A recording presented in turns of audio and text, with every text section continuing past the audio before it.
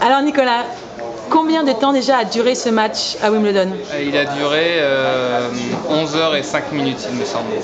Alors vous avez fait un livre? Pourquoi? Qu'est-ce qu'il a fallu dire, fallu faire sur ce match?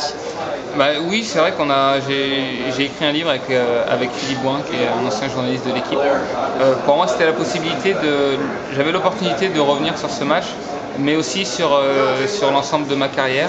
Donc c'était pour moi la possibilité de transmettre un petit peu aux jeunes joueurs aussi qui ont envie de se lancer sur le circuit, pour leur faire part un petit peu de mon expérience, de certains pièges à éviter dans lesquels j'ai pu tomber, pour essayer de leur faire gagner un petit peu de temps.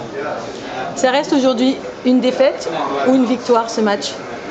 Ça reste, en tout cas, le sentiment qui m'a habité pendant extrêmement longtemps, c'est la défaite, le fait de ne pas être allé au bout, de ne pas avoir connu cette émotion de victoire qui devait être immense du côté de John. Mais aussi, c'était pour moi une victoire sur moi-même, parce que j'ai réussi je me suis découvert pendant ce match, pendant ces 3 jours, et puis surtout c'était la victoire du tennis. En tout cas, on a laissé vraiment, je pense, une belle image de notre sport, et c'est pour moi quelque chose dont je suis très fier. Qu'est-ce que ça a changé dans votre vie justement aujourd'hui?